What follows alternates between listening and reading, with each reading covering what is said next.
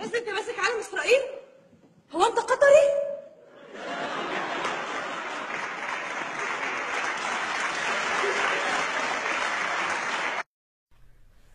أنا نفسي أترك هذول البهايم لحالهم، نفسي ما أتكلم عن هاي البهايم عن جد، وأنا أعتذر إلى البهايم لأني بشبههم في البهايم.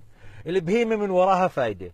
أنتوا يا بهايم، يا بهايم السيسي، ولكم أنتوا اللي عندكم السفارة الإسرائيلية، أنتوا اللي بتحموا إسرائيل، أنتوا اللي بتطبعوا مع إسرائيل، أنتوا الخونة الصهيونيين، أنتوا اللي محاصرين الفلسطينيين بغزة، أنتوا اللي قتلتوا فلسطينيين، أنتوا اللي قتلتوا أبناء شعبكم، وبتحكوا على قطر. والله بشرفوكم، بشرفوا مليون واحد مثلكم، ملايين مثلكم.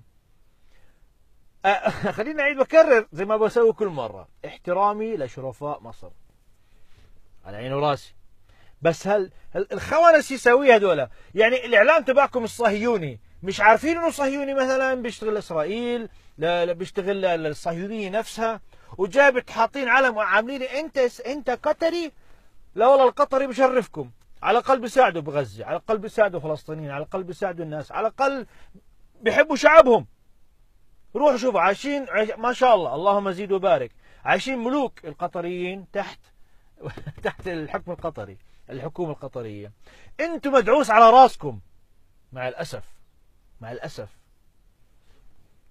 اقسم بالله اشي بيقهر، اشي بيقهر. اقول لكم زيحوا، صرنا زمان ما زيحناكم على جنب، زيحوا على جنب، لا السيساوية تو عليكم واحد ورا الثاني.